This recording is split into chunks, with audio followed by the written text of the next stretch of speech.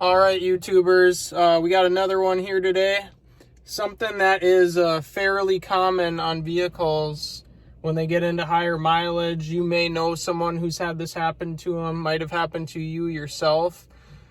Basically, here's the customer concern. They say that they can't pull the shifter from park. Okay, so we're going to turn the key on. Key's all the way on. Now, when we press the brake, it doesn't work. So if you guys can see that. So, first thing you want to do when this happens to you is take your foot and rapidly press the brake pedal. Now, I'm going to set the camera kind of close to the shifter here so you can hear. You hear that clicking noise? That clicking noise is the shift interlock.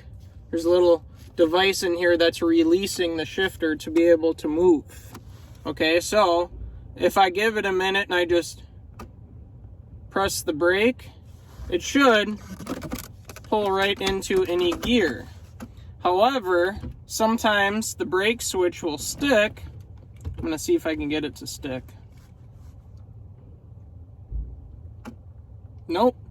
Of course, now it's working every time. Now, a lot of these issues are intermittent, which means they don't happen all the time. But if you hear a clicking up here, the shift interlock is released. The other thing is a lot of cars have a little tab next to the shifter. Newer models, they're electronic. They're a lot more complicated, but most cars will have an access cover right here. Now, if I pull this little tab up, and I stick like a screwdriver down in there, I can depress it and I can move my shifter. Well, sometimes violently, see, there's times where it's skipping out and you don't hear it clicking.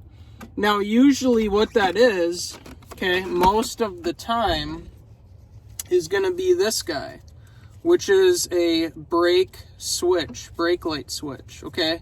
When you're on the brake pedal, the switch is in. When you get off the brake, does that make sense? Some are backwards, some are that's on the brake, that's off the brake. It all depends on how they're made. Now, this one in particular has cruise control, so you're going to see usually cruise control cars will have more than 2 pins, so make sure you get the right part when you get them. But I've already tested this. I know it does need the brake light switch. I wanted to show you guys this because I'm going to kind of show you where it's located and how to repair them, because I'll be honest, it's not a very challenging repair. So, that being said, we're going to hop right into it here. We're going to get this guy installed and we're going to fix our intermittent shifting problem. Alright guys, first things first, move the seat as far back as you can. You're going to need the room.